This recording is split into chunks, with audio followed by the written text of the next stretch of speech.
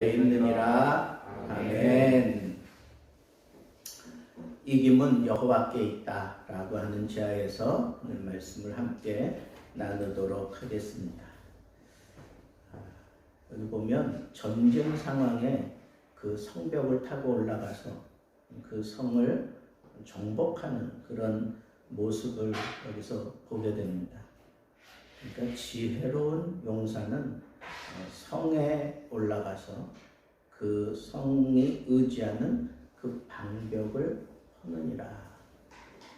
그러니까 여러분, 우리가 어떤 싸움에서 승리하려고 하면 그 모든 군사들이 의지하고 있는 것을 헐어버리면, 그러면 순식간에 그 싸움이 결정이 나버리고 말아요. 고대의 싸움일수록 더 그랬어요. 그래서 지휘하는 그 군대의 장관이 죽으면 그냥 군사들이 오합지졸이 되어가지고 다 도망가고 말아요. 그러니까 그런 것들을 생각해 보면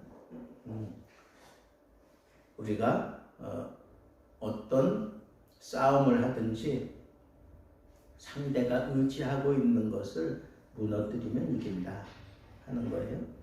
두 번째는 입과 혀를 지키는 자는 자기의 영혼을 환난에서 보존하느니라 그랬어요. 여러분, 이 할로윈, 이태원 할로윈 이 사고, 이 환난,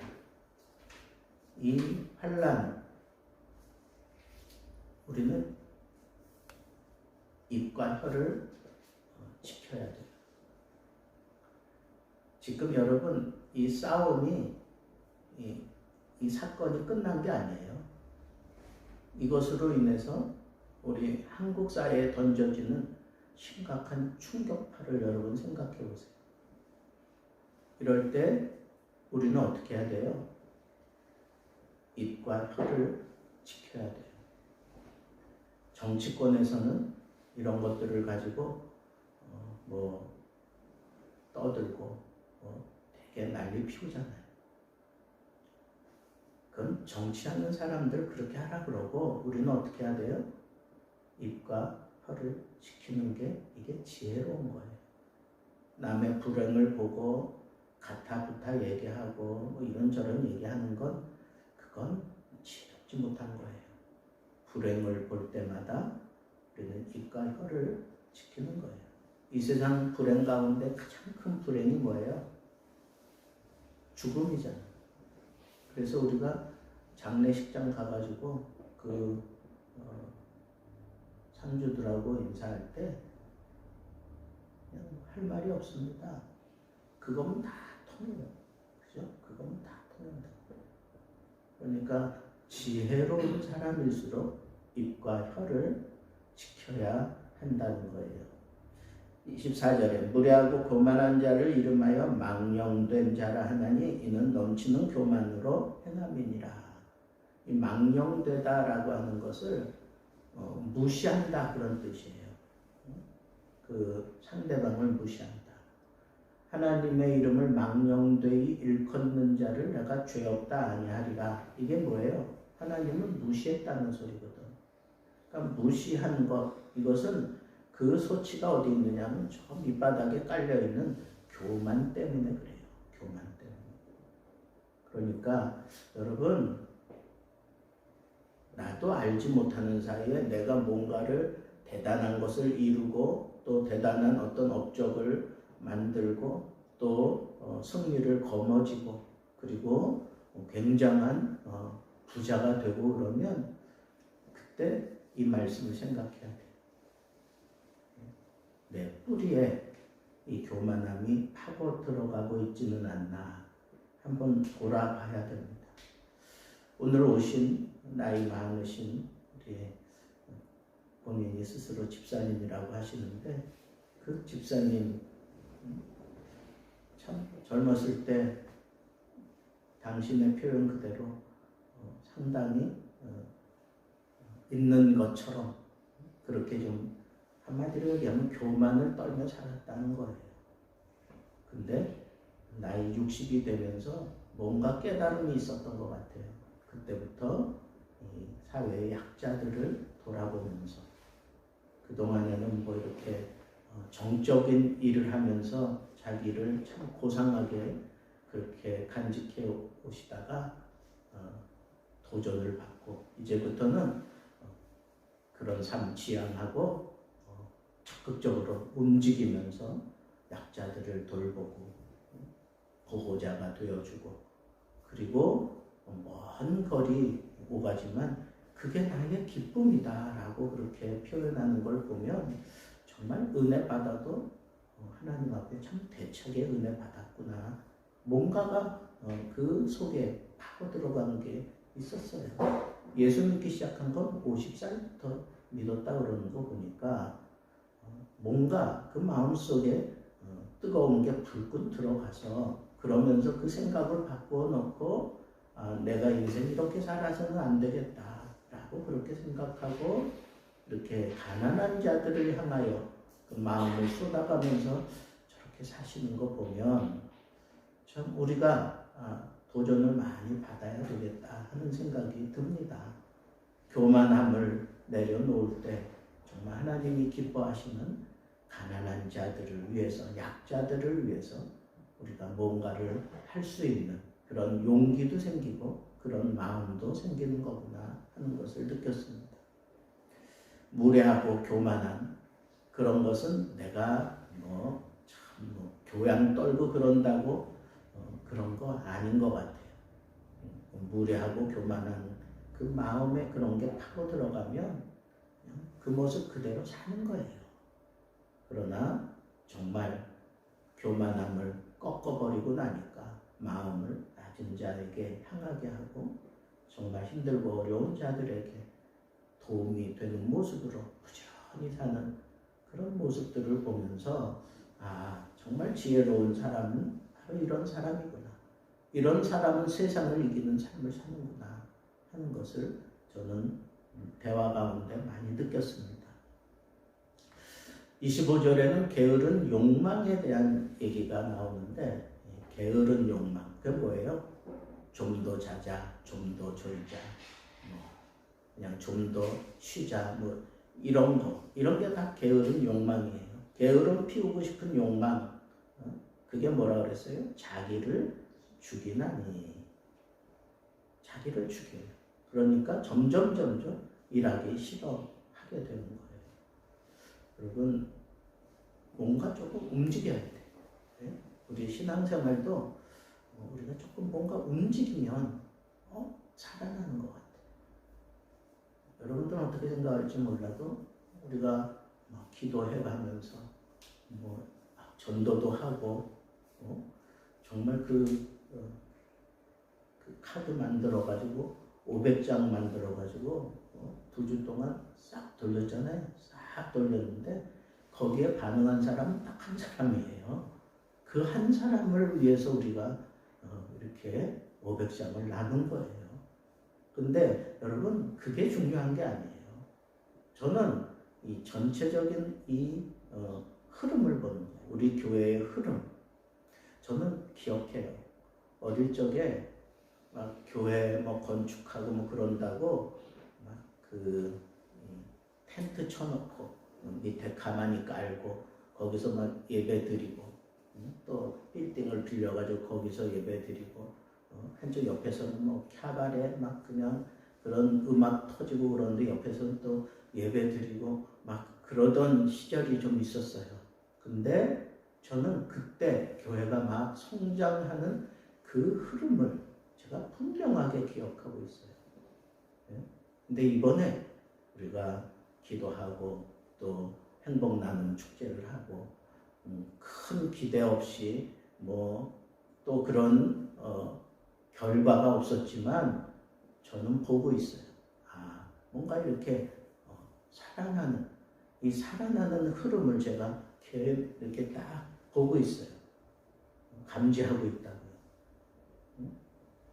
그런데 하나님께서 제 이 촉을 칭찬하고 또 격려해 주시는 이러는 오늘 생각지 않았던 어르신들이 3분이나 우리 교회를 찾아왔어요. 우리하고는 아무 상관없고 우리가 뭐 노력하고 애를 쓰고 그래서 온 게 아니잖아요. 응? 어쩔 수 없어서 길도 건널 수 없는 그런 약한 사람 때문에 우리 교회에 찾아온 거예요. 그분들이 제일 가까운 교회 모시고 가자. 그래서 오신 거예요. 여러분, 이게 그냥 되는 걸까요? 저는 그렇게 생각하지 않아요. 하나님이 지금 이렇게 풀어가시는 거예요. 이런 흐름, 이런 조짐을 하나님께서 느끼게 하시고 또 이렇게 여러분 물 들어올 때 노 젓는 것처럼 이런 흐름이 일어나고 있을 때 우리가 게으름 피지 않고 열심을 내고 기도하고 예배에 집중하고 하나님 앞에 찬양하고 앞으로 여러분 막 찬양을 좀 많이 불렀으면 좋겠어요. 그래서 우리 모일 때마다 이 찬양을 좀 많이 부르고 이제 우리 이렇게 스스로 여러분들이 막 감흥이 일어나서 찬양하고 기도하고 막 예배가 막 따뜻해지고 막 그런 것들이 이 게으른 욕망을 떨쳐내는 그런 모습이라고 저는 생각을 합니다.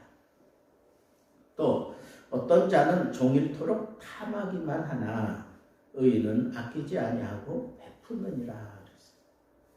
여러분, 하나님이 우리를 이기게 하시는 삶은 어떤 건가?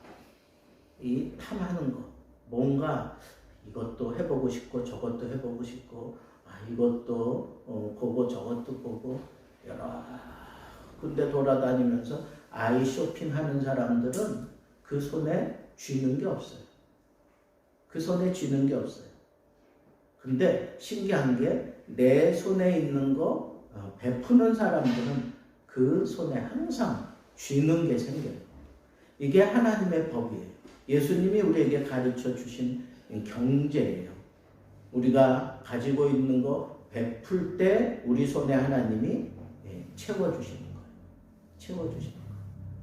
그래서 여러분 베푸세요. 다 그 베푸는 삶을 사세요.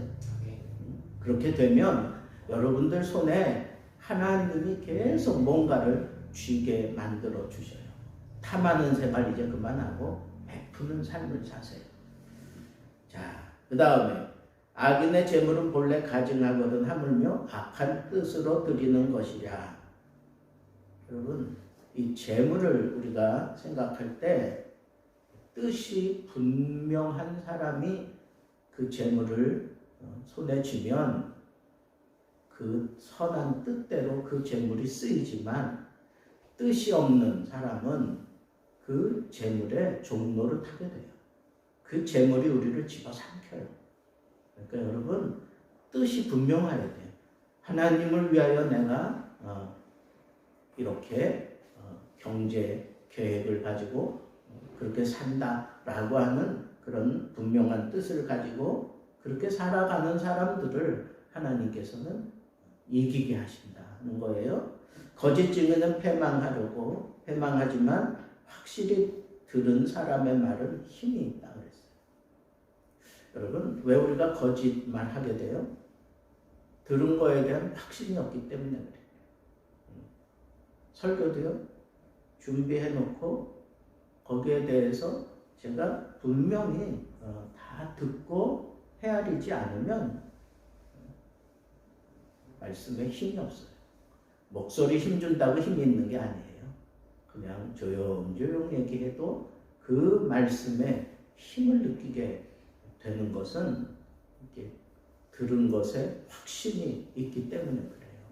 내가 준비한 것에 확신이 있고 내가 연구한 것에 대한 확신이 있을 때 힘이 있다 하는 것을 생각하고, 여러분 이게 참 중요한 게 재판을 할 때가 많잖아요. 재판을 해야 되고 뭔가를 분명히 겨루어서 결정을 내야 될 때 이게 필요한 거예요. 들은 게 있어야 돼. 들은 게. 확신이 있어야 된다. 거짓 증인은 패망한다. 악인은 자기의 얼굴을 굳게 하나 정직한 자는 자기의 행위를 삼간다. 여러분, 어떤 사람은 그 얼굴만 봐도 그냥 섬뜩한 사람이 있어. 근데 그 사람이 뭐 생기기를 뭐 악하게 생겨서 그런 게 아니에요. 천사 같은 얼굴을 할지라도 그 얼굴을 가지고 이렇게 굳은 표정을 짓고 있으면 그 사람은 가까이 하기에는 너무 먼 당신이에요. 여러분, 굳은 표정 짓지 마세요. 네? 내 주인은 굳은 사람이라 내가 이걸 가지고 뭘 할 수가 없었습니다.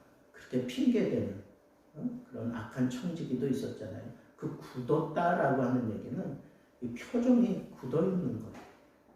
여러분, 그렇게 살지 마세요. 많은 사람들이 자연스럽게 그냥 내 앞으로 내 안으로 이렇게 파고들게 만들어야지 아주 그냥 굳은 표정을 짓고 그러면 안 돼요. 내가 아무리 옳은 얘기를 하고 저 상대방이 틀린 얘기를 할지라도 굳은 표정으로 얘기하면 안 돼. 웃으면서 평안을 주는 그런 마음으로 그렇게 얘기해야 진정 이길 수 있는 거예요. 이겨야 되잖아요. 이 세상을 이기고 살아야 되는데. 여러분, 연구 많이 하세요. 얼굴을 보고 거울을 좀 보고 내 표정 굳어있나 생각하고. 이 얼굴의 표정이 굳은 사람은요, 말을 굳게 해요. 여러분, 나긋나긋한 얘기하는 사람이 얼굴 막 굳은 모습으로 하는 거 봤어요? 안 돼요. 우리 사람의 마음은 셈이 하나이기 때문에 그 셈에서 매운 것과 순한 것 두 가지를 낼 수가 없어. 내 얼굴 표정이 굳었다는 얘기는 내 모든 표현이 굳어진 채로 나갈 수밖에 없어요. 여러분, 함수관 박사 기억하십니까? 그분이 제일 신경 쓴 게 뭐예요? 자기 얼굴 표정이에요. 자기는 자기가 봐도 이 산적 도둑놈같이 생겼다고 자기 표현을 그렇게 하더라고요. 근데 가만 보면 진짜 그렇게 보여요. 근데 이분은 항상 웃잖아. 그죠? 그래서 그 사람은 웃는 연습을 얼마나 많이 했는데 웃을 때 보면 자기가 이빨, 윗니 이렇게 딱 몇 개 이상 다 보이게 하면서 그리고 싹 웃는다고. 여러분, 그게 그냥 되는 게 아니에요. 본래 얼굴 표정이 좀 굳은 사람, 또 내가 자라오면서 그렇게 굳은 그런 모습을 가지고 있는 사람일수록 이 얼굴 관리 잘해야 돼요. 거기서 복이 묻어나기도 하고 거기서 괜히 그 사람은 뭔가 일을 도모하려고 했다가 그 얼굴 표정 보고 돌아서는 사람들 많아요. 그래도